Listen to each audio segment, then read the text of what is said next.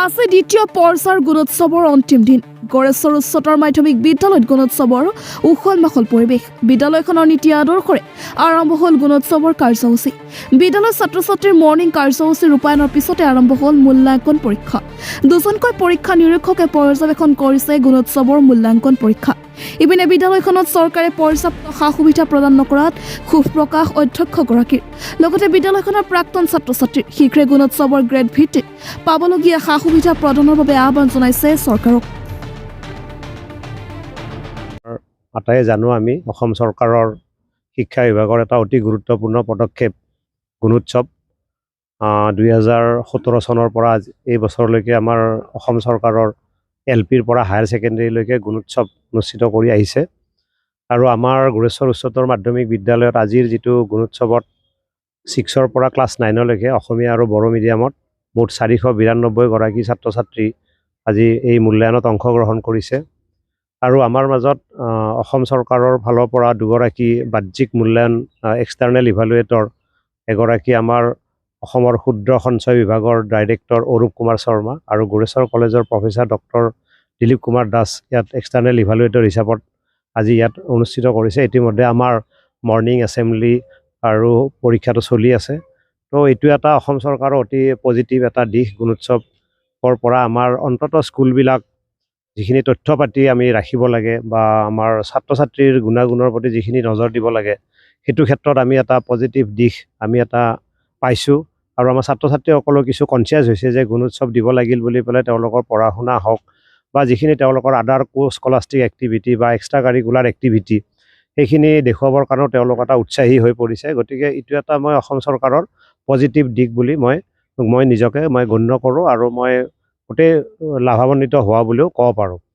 এইখিনিতে মই আৰু দুটা বিষয় মই ক'ব বিচাৰোঁ যে গড়েশ্বৰ উচ্চতৰ মাধ্যমিক বিদ্যালয় 1933 চনতে স্থাপন হৈছে আৰু এতিয়া বৰ্তমান 1392 গৰাকী ছাত্ৰ ছাত্ৰী কলা, বিজ্ঞান, অসমীয়া মিডিয়াম, বড়ো মিডিয়ামত অধ্যয়ন কৰি আছে। আৰু যোৱা অইন কেইবছৰৰ দৰে আমিও এই গুণোৎসৱৰ সময়ত পোৱা অসুবিধা এইটোৱে হ'ল যে আমাৰ বৰ্তমান এই বিদ্যালয়ত প্ৰায় 17টা পোষ্ট মানে খালী আছে। বড়ো মিডিয়ামত 7টা পোষ্ট খালী আছে, বাকী অসমীয়া মিডিয়ামত 10টা পোষ্ট আৰু বিজ্ঞান শাখাটো আমাৰ ৰসায়ন বিজ্ঞান বিভাগৰ পোষ্ট খালী আছে। আমাৰ ইয়াত মানে যিখিনি অফিচ এছিষ্টেণ্ট মাত্ৰ এগৰাকী আৰু আৰ্টছ ষ্ট্ৰীমটো আমাৰ ভেঞ্চাৰ আজিলৈকে চৰকাৰী নহ'ল। ইমানখিনি ইনফ্ৰাষ্ট্ৰাকচাৰ আছে, ছাত্ৰ ছাত্ৰী এনৰলমেণ্ট আছে আৰু ৰিজাল্ট আমাৰ বহুত ভাল। তথাপি কিন্তু আমাৰ এই চৰকাৰৰ আমি মানে সুদৃষ্টি হয়তো পৰা নাই এতিয়ালৈকে। আৰ্টছ ষ্ট্ৰীমটো আমাৰ ভেঞ্চাৰ হৈ থাকিল। সেইটোৱে এই বিদ্যালয়খনক যথেষ্টখিনি আগবঢ়াত এটা মানে বাধাৰ সৃষ্টি কৰিছে, কাৰণ আমি একেটা কেম্পাছতে থাকোঁ, এটা অধ্যক্ষৰ আণ্ডাৰতে এটা ষ্ট্ৰীম মানে আগবাঢ়িব পৰা নাই, ভেঞ্চাৰ হৈ আছে। তাৰোপৰি আমাৰ এই ভেঞ্চাৰ ষ্টেজত থকাৰ বিনিময়ত যিসকল শিক্ষক আজি 99ৰ পৰা ইয়াত খাটি আছে, তেওঁলোকো এটা মানসিকভাৱে এটা কিছু মানে অশান্তিত আছে। তো গতিকে আমি বিদ্যালয় এখন চৰকাৰৰ নিৰ্দেশক্ৰমে যিখিনি নিৰ্দেশ পালন কৰিব লাগে আমি সকলোখিনি পালন কৰোঁ আৰু চৰকাৰক যি দিব লাগে চেষ্টা কৰোঁ। কিন্তু যেতিয়া মেন পাৱাৰ নাথাকে, শিক্ষক নাথাকে, আমাৰ পৰা যিটো এক্সপেক্টেশ্যন থাকে গভমেণ্টৰ ফালৰ পৰা হওক বা ৰাইজৰ ফালৰ পৰা হওক বা গাৰ্জেনখিনিৰ ফালৰ পৰা যিটো এক্সপেক্টেশ্যন থাকে সেইমতে আমি দিব নোৱাৰোঁ। কাৰণ শিক্ষকেই য'ত নাই, আমাৰ মানে বিদ্যালয়ৰ মূল কেন্দ্ৰ মানে বিষয়টো হ'ল শিক্ষক আৰু শিক্ষাৰ্থী আছে কিন্তু শিক্ষক নাই। গতিকে এনেকুৱা এটা সন্ধিক্ষণত আমি গুণোৎসৱ পাতিবলৈ লৈছোঁ। আমি নাজানো ইয়াৰ পাৰফৰ্মেঞ্চ কেনেকুৱা হয়, ৰিজাল্ট দিলে আমি গম পাম। কিন্তু মই এইটোৱে আবেদন জনাম, বিভাগীয় আমাৰ যিখিনি বিভাগ থাকে তেওঁলোকক এইটোৱে আবেদন জনাম আৰু মই এক্সটাৰ্নেল ইভালুৱেটৰখিনিকো মই গোটেইখিনি ডিটেইলছ কৈছোঁ যে আমাক অতি শীঘ্ৰে আমাৰ পোষ্টবিলাক যদি ভেকেণ্টবিলাক যদি ফিল আপ কৰাৰ ব্যৱস্থা কৰে, আমি এইটো নিশ্চয়তা দিব পাৰোঁ যে আমাৰ এই বিদ্যালয়খন গড়েশ্বৰ অঞ্চলৰ দৰে পিছপৰা যিটো অঞ্চল সেইটো ক্ষেত্ৰত আমি আৰু আগুৱাই নিব পাৰিম বুলি মোৰ এটা দৃঢ় বিশ্বাস আছে। আৰু এই চেগতে মই আমাৰ মাজত আমাৰ এলুমিনাই যিখিনি প্ৰাক্তন ছাত্ৰ আমাৰ ইয়াৰ পৰা ওলাই গ'ল, বহুখিনি আহিব পৰা নাই যদিও আমাৰ মাজত উপস্থিত আছে, তেখেতসকলেও দুই এটা বক্তব্য ৰাখিব। আৰু মই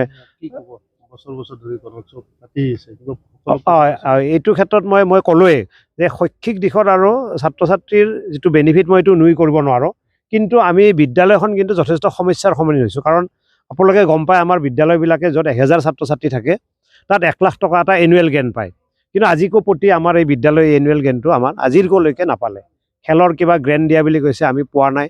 তো এটাও যদি পইচা আমি নাপাওঁ তেতিয়াহ'লে আমি এই বিদ্যালয়খন আমি কেনেকৈ আগুৱাই নিম? চক, ডাষ্টাৰ, পেঞ্চিল, পানী, পায়খানা, ইলেক্ট্ৰিচিটি বিল আমি ক'ৰ পৰা আমি কেনেকৈ দিম? আমাৰ এই স্কুলবিলাকত আমাৰ এডমিশ্যনবিলাক ফ্ৰী হয়, আমি পইচা ল'ব নোৱাৰোঁ, অসম চৰকাৰৰ নিৰ্দেশনা আছে। আমাৰ বিজ্ঞান শাখাত কি হৈছে, আমাৰ লছ অফ ৰেভিনিউ বুলি আমি এটা পইচা পাওঁ। যোৱা 3 বছৰৰ মূৰত এইবাৰ এটা আমি পইচা পাইছোঁ, এই অলপতে পইচাটো সোমোৱা বুলি আমি ইনফৰমেশ্যন পাইছোঁ। তো সেইখিনিৰ বাহিৰে আমাৰ এটা টকাও আমাৰ চৰকাৰৰ পৰা আমি গ্ৰেণ্ট পোৱা নাই। ইভেন আমি চাইকেল যিবিলাক ডিষ্ট্ৰিবিউশ্যন কৰিলে ক্লাছ 9ত, সেই চাইকেলো আমি নিজৰ পইচাৰে আনি পেলাই আমি মানে চাইকেল ডিষ্ট্ৰিবিউট কৰিব লগা আছে। প্ৰায় 12,000 টকা আমি চাইকেল মানে ট্ৰেন্সপৰ্টেশ্যনৰ কষ্ট আমি বিদ্যালয় কৰ্তৃপক্ষই ক'ৰ পৰা দিছোঁ এইটো আমিহে জানো। বিদ্যালয় কৰ্তৃপক্ষই এইটো মানে কি কৰি পেলাই সেই 12,000 টকাটো আমি ভৰিব লগা হৈছে। তো এনেকৈ ধৰণৰ বিভিন্ন চৰকাৰী কাৰ্যসূচীত আমি যদি আমাৰ পইচা নাথাকে, আমি ক'ৰ পৰা, আমাৰ ফাণ্ড নাই, আমাৰ চ'ৰ্চেই নাই কোনো। গতিকে এইটো ক্ষেত্ৰত মই বিহিত ব্যৱস্থা ল'বৰ কাৰণে সকলো ডিপাৰ্টমেণ্টৰ সকলো বিভাগক মই আহ্বান জনাইছোঁ। আৰু আজিকালি যিহেতু মানে এটা শৈক্ষিক পৰিৱৰ্তনৰ ফালে গতি কৰিছে, মানে নেশ্যনেল এডুকেশ্যন পলিচি 2020 আহি আছে। তো এনেকুৱা ক্ষেত্ৰত আমাৰ কৰিব লগা, বিভাগৰো কৰিব লগা যথেষ্টখিনি আছে। আমিও সেইমতে সেই NEPৰ লগত আমিও এটা মানে যাতে আমি জড়িত হ'ব পৰা যিটো ব্যৱস্থাৱলী, তাৰ ওপৰত হ'বৰ কাৰণে আমাৰ কিন্তু ইনফ্ৰাষ্ট্ৰাকচাৰ প্ৰয়োজন আছে, ফাণ্ডৰ প্ৰয়োজন আছে।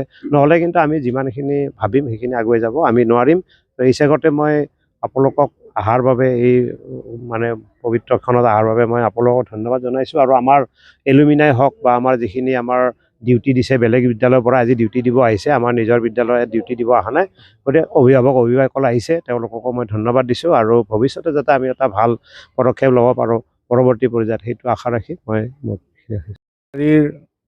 গুণোৎসৱত উপস্থিত থাকি আমি নিজকে ধন্য মানিছোঁ। কাৰণ আমি এইখন বিদ্যালয়ৰ প্ৰাক্তন ছাত্ৰ।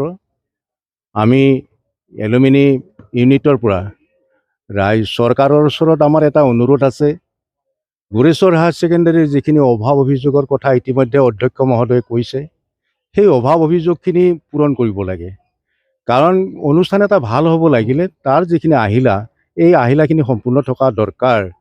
বিদ্যালয়খনৰ যদি শিক্ষকেই অভাৱ, তেনেকুৱা হ'লে চৰকাৰে ছাত্ৰ ছাত্ৰীসকলৰ পৰা যিটো বিচাৰিছে বা অঞ্চলৰ এই শিক্ষা ব্যৱস্থাৰ পৰা যি উন্নতি কামনা কৰিছে, সেইখিনি দিয়াত বহুত অসুবিধা হয়। গতিকে আমি চৰকাৰৰ ওচৰত সেইটো দাবী কৰিব খোজোঁ যে দিয়ক, আমাৰ ল'ৰা ছোৱালীখিনি এটা উন্নতমানৰ শিক্ষা ব্যৱস্থাত ভৰ্তি হওক, যাতে তেওঁলোকে অঞ্চলৰ এটা মানুহ হ'ব পাৰে। কিন্তু ইমান অভাৱৰ মাজত গোৰেশ্বৰ হায়াৰ ছেকেণ্ডেৰীয়ে যিটো কৌশলেৰে শিক্ষাদান কৰি ছাত্ৰ ছাত্ৰীসকলক শিক্ষা দি আছে আৰু এই গুণোৎসৱত এটা সুনাম কঢ়িয়াই আনি আছে, এইখিনি অধ্যক্ষ মহোদয়ৰ লগতে যিখিনি আমাৰ শিক্ষক আছে, এই শিক্ষকখিনিক আমি ধন্য মানিছোঁ। মই এইখন বিদ্যালয়ত 1961 চনৰ পৰা 67 চনলৈকে পঢ়িছিলোঁ। সুন্দৰ এইখন স্কুল, আমাৰ মাতৃস্বৰূপা স্কুল। এই বিদ্যালয়খনৰ কিবা এটা অন্যায় হ'লে আমাৰ বৰ দুখ লাগে। চৰকাৰক তৃতীয়বাৰৰ কাৰণে অনুৰোধ কৰিছোঁ, চাওক এইফালে চকু মেলি যিখিনি অভাৱ আছে, এই অভাৱখিনি কিমান প্ৰয়োজন পূৰণ কৰাৰ, সেইখিনি পূৰণ কৰি দি ছাত্ৰ ছাত্ৰী তথা স্কুল আৰু অঞ্চলবাসী ৰাইজৰ মনৰ কামনা পূৰণ কৰক। মোৰ ফালৰ পৰা এইখিনি মই বক্তব্য ৰাখিব খোজোঁ। নাই, সেইখিনি বিচাৰ বিবেচনা আজিৰ যিটো শিক্ষা ব্যৱস্থা, এই শিক্ষা ব্যৱস্থাত থকা যিসকল মুৰব্বী তেওঁলোকে বিবেচনা কৰিব। কিন্তু আমাৰ দৃষ্টিত এইটোৱে যে প্ৰত্যেক বছৰে গুণোৎসৱ হৈছে, গুণোৎসৱত কিবা এটা গ্ৰেড দিছে, এই গ্ৰেড অনুসৰি কিন্তু স্কুলখনে যিখিনি পাব লগা, কিবা যদি পাব লগা আছে সেইটো দিব লাগে। বি গ্ৰেড পাইছে, বি গ্ৰেডৰ কি প্ৰাপ্য, এ গ্ৰেড আছে, এ গ্ৰেডৰ কি প্ৰাপ্য, বি গ্ৰেডৰ পৰা এ গ্ৰেডলৈ যাবৰ কাৰণে কি অভাৱৰ কাৰণে যাব পৰা নাই, সেইখিনি পূৰণ কৰিব লাগে।